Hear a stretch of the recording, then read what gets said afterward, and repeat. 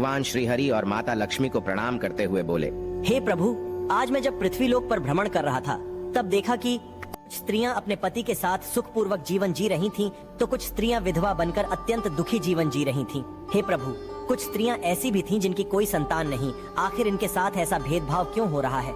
मैं जानना चाहता हूं कि कौन सी स्त्री के भाग्य में पुत्र नहीं होता है, किस पाप के कारण स्त्रियां विधवा होती है, तथा कौन सा श्रृंगार करने से स्त्री को स्वर्ग की प्राप्ति होती है। स्त्री के मन को समझ पाना किसी के भी बस की बात नहीं है।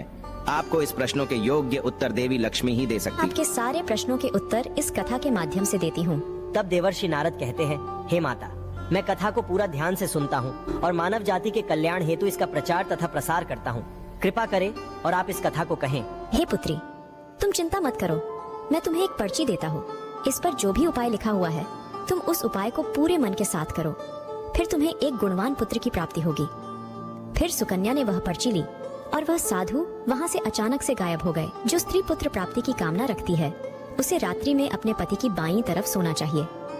ऐसा करने से कुछ समय बाद में बाईं करवट लेटने से नाक का दाहिना स्वर और दाहिनी करवट लेने से नाक का बायां स्वर चालू हो जाता है। फिर जब पुत्र की इच्छा हो तो उस स्थिति में मिलन से पहले यह निश्चित कर लेना चाहिए कि पुरुष का दायां स्वर चलने लगे और स्त्री का बायां स्वर चलने लगे, और उसी समय पर गर्भधान किया जाना चाहिए। मित्रों, तब देवी लक्ष्मी कहती है, हे देवर्षि नारद, ऐसा करने से निश्चित ही पुत्र की प्राप्ति होती है। इसके विपरीत नाक के स्वर चलने से पुत्री की प्राप्ति होती है। उस पर्ची में आगे लिखा हुआ था कि मासिक धर्म शुरू होने के बाद पहले 4 दिनों में पुरुष के साथ मिलन करने से पुरुष को रगड़ता प्राप्त हो जाता है, और 5वीं रात्रि में मिलन करने से पुत्री की प्राप्ति होती है, तथा 6ठी रात्रि में मिलन करने से पुत्र रत्न की प्राप्ति होती है। 7वीं रात्रि में मिलन करने से वंध्या पुत्री होती है।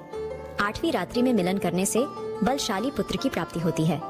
9वीं रात्रि में मिलन करने से सुंदर कन्या की प्राप्ति होती है, तथा 10वीं रात्रि में मिलन करने से विद्वान और अति श्रेष्ठ पुत्र की प्राप्ति होती है। 11वीं रात्रि में मिलन करने से सुंदर आचरण वाली कन्या प्राप्त होती है। 12वीं रात्रि में मिलन करने से गुणवान पुत्र होता है।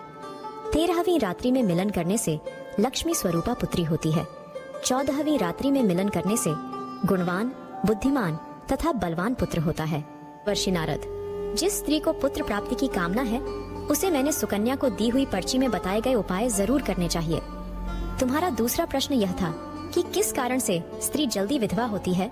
तो जो स्त्री अत्यधिक लालच करती है, वह स्त्री जल्दी विधवा होती है, और जो स्त्री चरित्र का गहना पहनती है, उसे मृत्यु के पश्चात स्वर्ग की प्राप्ति होती है। एक स्त्री को अपने चरित्र का त्याग कभी नहीं करना चाहिए।